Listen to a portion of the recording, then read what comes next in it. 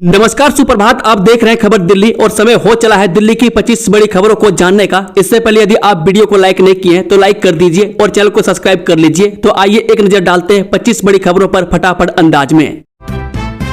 दिल्ली में 486 एकड़ में बनेगी फिल्म सिटी। भारत मंडपम में साइन होगा MOU। दिल्ली अब फिल्म और मनोरंजन की दुनिया में बड़ी छलांग लगाने जा रही है। दिल्ली में अब जल्द ही फिल्म सिटी बनेगी। इसके लिए केंद्र सरकार करीब 486 एकड़ जमीन दिल्ली सरकार को देने जा रही है। इस जमीन पर film shooting, TV serial, web series, studio और पोस्ट प्रोडक्शन का बड़ा केंद्र बना जाएगा। माना जा रहा है कि इससे दिल्ली में फिल्म और मनोरंजन से जुड़े हजारों लोगों को काम मिलेगा।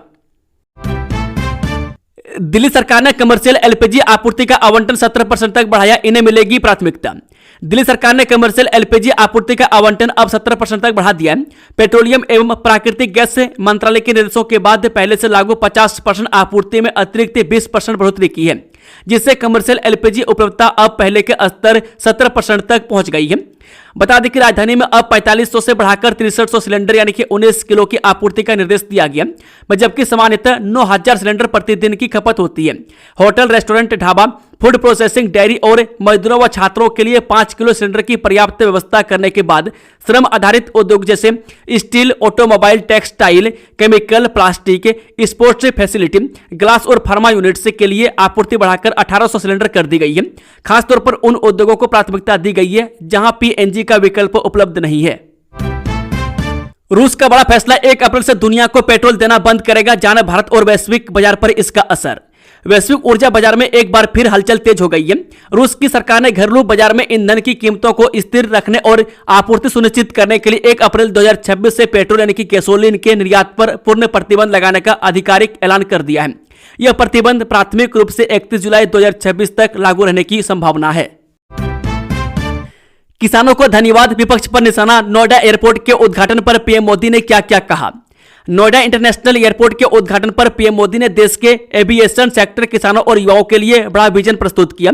उन्होंने MRO सुविधा से आत्मनिर्भरता, उड़ान योजना से आम लोगों को लाभ और 2014 के बाद एयरपोर्ट्स की संख्या में वृद्धि पर जोर दिया। IGI एयरपोर्ट पर इंडिगो विमान की इमरजेंसी लैंडिंग, बाल बाल बची 161 यात्रियों की जान। इंदिरा गांधी अंतर्राष्ट्रीय हवाई अड्डे पर विशाखापत्तनम से आ रहे इंडिगो विमान के इंजन में हवा में खराबी आ गई। पायलट की सूझबूझ से विमान को सुरक्षित लैंड कराया गया, जिससे 161 यात्रियों और चालक दल की जान बच गई। कमजोर बच्चों की पहचान के लिए दिल्ली सरकार चलाएगी विशेष अभियान। 1098 हेल्पलाइन नंबर के प्रति बढ़ेगी जागरूकता। दिल्ली सरकार अप्रैल में कमजोर बच्चों की पहचान और उन्हें कल्याणकारी योजनाओं से जोड़ने के लिए एक अभियान चलाएगी। महिला एवं बाल विकास विभाग गैर लाभकारी संस्थाओं के साथ मिलकर झुग्गी झोपड़ी इलाकों में जागरूकता बढ़ाएगा। महिला और बाल विकास विभाग नॉन प्रॉफिट संस्थाओं के साथ मिलकर झुग्गी झोपड़ी इलाकों में रहने वालों को मौजूद स्पोर्ट्स सिस्टम के बारे में जागरूक करने के लिए एक अभियान चलाएगा। दिल्ली NCR में धूल प्रदूषण पर सख्ती, CAQM ने दिए सख्त निर्देश। 1 अप्रैल से नए नियम लागू। वायु गुणवत्ता प्रबंधन आयोग यानी कि CAQM ने NCR में वायु प्रदूषण रोकने हेतु 1 अप्रैल से नए नियम लागू किए। निर्देश संख्या 97 के तहत निर्माण और तोड़फोड़ के मलबे का वैज्ञानिक निपटान अनिवार्य होगा। दिल्ली का नाम इंद्रप्रस्थ करने की मांग तेज, महाभारत कालीन पहचान की होगी वापसी। दिल्ली का नाम बदलकर इंद्रप्रस्थ करने की मांग जोर पकड़ रही है, जिसका उद्देश्य राजधानी को उसकी प्राचीन महाभारत कालीन पहचान वापस दिलाना है। दिल्ली को जिस तरह से इंद्रप्रस्थ की पहचान दिलाने की बात हो रही है और जनप्रतिनिधियों द्वारा इस मुद्दे को उठाए जाने लगा, इससे इस बात पर चर्चा जरूर शुरू हो गई है, क्या दिल्ली को इंद्रप्रस्थ की पहचान मिल पाएगी। दिल्ली में घरेलू बोरवेल को मिलेगी अनुमति, जल्द आएगी नई नीति, मंत्री प्रवेश वर्मा ने की घोषणा। दिल्ली सरकार जल्द ही बोरवेल नीति लाएगी।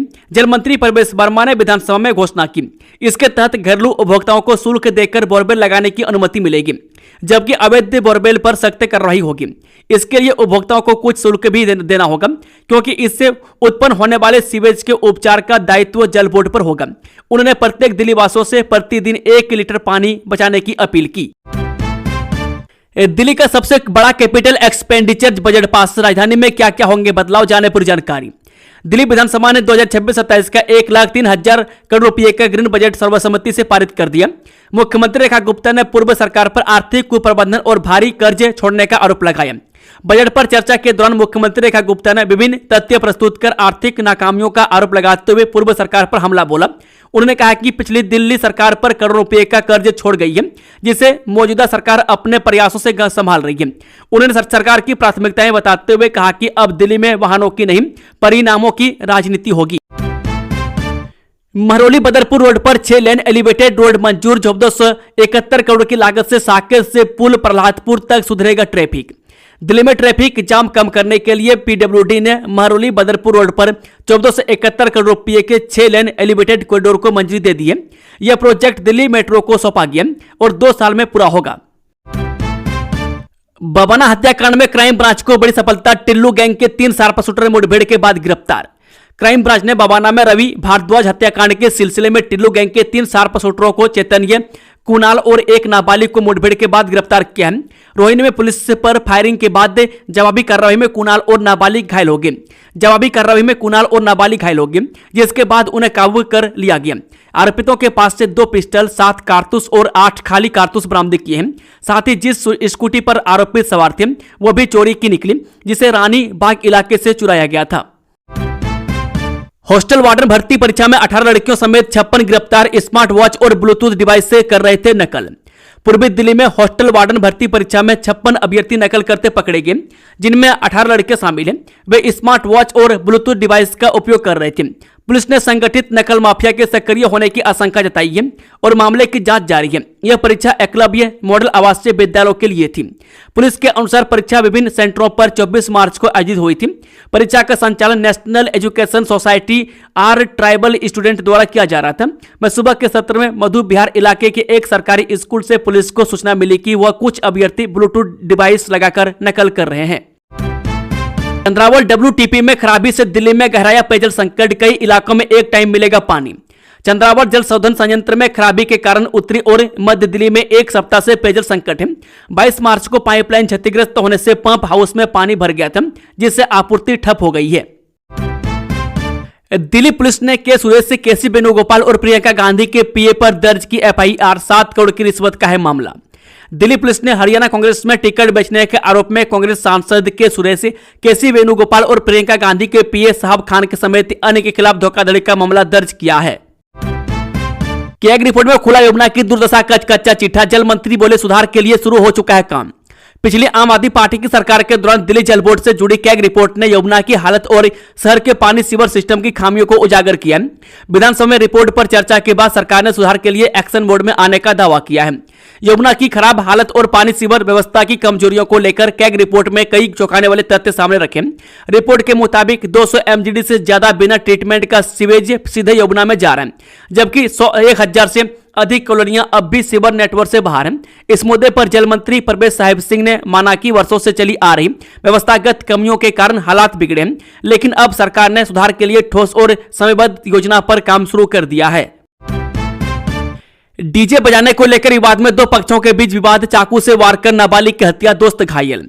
राजधानी दिल्ली के रानी बाग में एक शादी समारोह में डीजे बजाने को लेकर विवाद में 2 पक्षों के बीच झगड़े में 17 साल के नाबालिग की हत्या कर दी गई, जबकि उसका दोस्त घायल हो गया। हमलावरों ने दोनों पर चाकू से हमला किया। मृतक की शिनाख्त निखिल यादव और घायल की पहचान सनी के रूप में हुई है।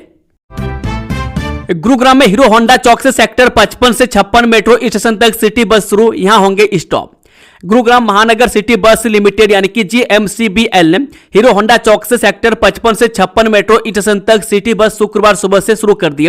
सिटी बस के इस मार्ग को रूट नंबर 111 का नाम दिया है।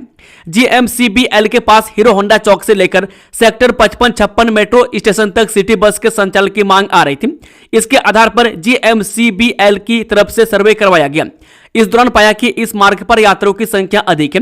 वे आवागमन के लिए ऑटो या ई-रिक्शा का इस्तेमाल करते हैं। ऐसे में इस मार्ग पर सिटी बस की जरूरत है। इस मार्ग पर 2 सिटी बसें उतारी गई है। गुरुग्राम में संपत्ति खरीदना होगा और महंगा, स्टांप ड्यूटी बढ़ाने का प्रस्ताव, जेब पर कितना असर। मिलेनियम सिटी गुरुग्राम में प्रॉपर्टी खरीदना और महंगा हो सकता है। गुरुग्राम मेट्रो रेल लिमिटेड यानी कि GMRL ने शुक्रवार सुबह हरियाणा के मुख्य सचिव अनुराग रस्तोगी की अध्यक्षता में आयोजित हुई हाई लेवल कमेटी की बैठक में 0.5% स्टांप ड्यूटी बढ़ाने का प्रस्ताव रखा। इस सिलसिले में मुख्य सचिव ने राजस्व विभाग के अधिकारियों से रिपोर्ट मांगी है। दिल्ली पुलिस में पूर्व अग्निवीरों के लिए 20% आरक्षण, उम्र और पीईटी में भी मिलेगी छूट। अग्निपथ योजना के तहत प्रशिक्षित अग्निवीरों के लिए गृह मंत्रालय यानी कि एमएचए ने बड़ा कदम उठाते हुए उन्हें एक बड़ी खुशखबरी दी है। पुनर्वास के लिए पूर्व अग्निवीरों को कांस्टेबल यानी कि एग्जीक्यूटिव पुरुष के तौर पर भर्ती करने की अनुमति दे दी है। इसके लिए उन्हें विशेष आरक्षण और छूट का प्रावधान किया गया। इस संबंध में एमएचए ने दिल्ली पुलिस नियुक्ति और भर्ती नियम 1980 में संशोधन किया है। भारत के राजपत्र प्रकाशित इस अधिसूचना ने कांस्टेबल भर्ती यानी कि कांस्टेबल रिक्रूटमेंट के मौजूदा नियमों में बदलाव किया और पूर्व अग्निवीरों को औपचारिक रूप से पात्रता के दायरे में ला दिया। यह नियम 27 मार्च 2026 से प्रभावी हो गए हैं। ईश्वर करे वो अगली बार सड़क पर ही रहे, रेखा गुप्ता ने अरविंद केजरीवाल पर ऐसा तंज क्यों कसा। दिल्ली की मुख्यमंत्री रेखा गुप्ता ने कहा कि विपक्ष ने सदन में बैठने की बजाय सड़क पर बैठना उचित समझा। ईश्वर करे कि वो अगली बार सड़क पर ही रहे। दिल्ली विधानसभा में आम आदमी पार्टी पर निशाना साधते हुए सीएम ने कहा, विपक्ष के पास जब कुछ बोलने को नहीं मिला तो वह कहा कि बजट के लिए लोन लेना पड़ा, लेकिन सच में यह है कि 1999 से ही दिल्ली के बजट के लिए लोन लिया जाता है। आप सरकार के समय में हर साल बजट के लिए लोन लिया जाता था, वो भी बहुत ही ज्यादा इंटरेस्ट रेट पर। रोहिणी में 5 करोड़ की रंगदारी के लिए फायरिंग करने वाले अरेस्ट है। उधर 27 लाख की बैन ई सिगरेट बरामद। दिल्ली पुलिस की स्पेशल सेल ने विदेश में बैठे हिमांशु भाऊ गैंग के 2 शूटरों को महाराष्ट्र से गिरफ्तार किया है। आरोपी लक्ष्य और नीरज पर 1-1 लाख रुपए का इनाम भी घोषित था। दोनों हरियाणा के एक सनसनीखेज मर्डर में भी वांटेड थे। पुलिस सूत्र ने बताया कि कुछ महीने पहले रोहिणी के एक कारोबारी को विदेशी नंबर से एक्सटॉर्शन कॉल मिली थी। कॉलर ने खुद को भाऊ गैंग से बताकर 5 करोड़ रुपए की रंगदारी मांगी थी। अब और आसान होगा दिल्ली वालों का सफर। वजीराबाद पुस्ता रोड पर बनेगा 6 किलोमीटर लंबा फ्लाईओवर। वजीराबाद रोड स्थित नानक सर गुरुद्वारा से ट्रोनिका सिटी तक सोनिया विहार पुस्ता रोड को नाम फ्री करने के लिए करीब 6 किलोमीटर लंबा पोर्टल फ्लाईओवर बनाने की योजना तैयार की जा रही है। पूर्वी दिल्ली के इस व्यस्त रोड पर फ्लाईओवर निर्माण के लिए एक प्राइवेट एजेंसी से फिजिबिलिटी स्टडी कराई जा रही है। प्रस्तावित फ्लाईओवर की चौड़ाई करीब 4 लेन होगी। योजना इस तरह बनाई जा रही है कि मौजूदा ट्रैफिक फ्लो पर निर्माण के दौरान कोई असर न पड़े। दिल्ली में प्याज टमाटर की कीमतों में गिरावट। तेल गैस संकट के बीच बड़ी राहत की खबर। मिडिल ईस्ट संकट के बीच दिल्ली में इन दिनों प्याज और टमाटर की कीमतों में लगातार गिरावट देखने को मिल रही है। करीब 3 महीने से प्याज के दाम नरम बने हुए हैं, जिससे आम लोगों को राहत जरूर मिली है, लेकिन किसानों के लिए यह चिंता का विषय बन गया। राजधानी में प्याज खुदरा बाजार में 25 से 30 रुपये प्रति किलो के भाव से बिक रही है, जबकि थोक बाजार में यानी आजादपुर मंडी में इसकी कीमत 8 से 18 रुपये प्रति किलो तक बनी हुई है। इलाज में लापरवाही, अब अस्पताल को देने होंगे पीड़ित परिवार को 58 लाख रुपये। जाने पूरा मामला। मरीजों के अधिकारों के लिए एक अहम फैसले में दिल्ली राज्य उपभोक्ता विवाद निवारण आयोग ने फॉरेस्ट फ्लाइट लेफ्टिनेंट राजन ढल अस्पताल को घोर मेडिकल लापरवाही का दोषी ठहराया और उन्हें एक मृत मरीज के बेटे को 58 लाख रुपये से ज्यादा का भुगतान करने का आदेश दिया। यह मामला 2014 में वसंत विहार कटवरिया सराय गांव के निवासी सचिन की अपने पिता सुरेश कुमार की मृत्यु के बाद दर्ज कराई गई एक शिकायत से शुरू हुआ था। दिल्ली के मौसम में अभी और बदलाव बाकी। तेज बारिश, आंधी तूफान की संभावना, अलर्ट जारी। दिल्ली और एनसीआर के इलाकों में इन दिनों मौसम लगातार करवट ले रहा है। भारतीय मौसम विज्ञान विभाग के ताजा पूर्वानुमान के अनुसार आने वाले दिनों में मौसम में और बदलाव देखने को मिलेगा। खासकर रविवार 29 मार्च को लेकर मौसम विभाग ने येलो अलर्ट जारी किया, जिसमें तेज बारिश से गरज चमक और आंधी तूफान की संभावना जताई गई है। दिल्ली के जल मंत्री प्रवेश वर्मा का तंज, पहले की सरकार ने पानी से ज्यादा शराब ठेकों पर दिया ध्यान। दिल्ली के जल मंत्री प्रवेश वर्मा ने राजधानी में पानी और सीवर की खस्ता हाल स्थिति को लेकर पूर्ववर्ती सरकार यानी कि बिना नाम लिए अरविंद केजरीवाल पर करारा हमला बोला है। उन्होंने आरोप लगाया कि पिछली सरकार ने जनता को साफ पानी मुहैया कराने के बजाय शराब के ठेके खोलने पर ज्यादा ध्यान दिया। इसके साथ ही मंत्री ने यमुना नदी की सफाई और जनता को घर बैठे नई सुविधाएं उपलब्ध कराने के लिए कई बड़े प्रोजेक्ट्स की घोषणा की है। ईरान के परमाणु संयंत्रों पर बड़ा हमला, अबू धाबी में बैलिस्टिक मिसाइल के मलबे गिरने से 5 भारतीय घायल। अमेरिका और इजराइल के द्वारा ईरान पर शुरू किए गए हमले का आज 29वां दिन है। इस बीच युद्ध थमने का नाम नहीं ले रहा है। इजराइल की ओर से ईरान और लेबनान में हमले जारी हैं, वहीं ईरान की ओर से भी खाड़ी देशों में स्थित अमेरिकी सैन्य ठिकानों को निशाना बनाया जा रहा है। अमेरिकी सेंट्रल कमांड के एक प्रवक्ता ने बताया कि अमेरिका और ईरान के बीच चल रहे संघर्ष में अब तक 300 से ज्यादा अमेरिकी सैनिक घायल हो चुके हैं, जिनमें से ज्यादातर अब ड्यूटी पर लौट आए हैं। इसके अलावा अभियानों के दौरान 13 सैनिकों की जान भी चली गई।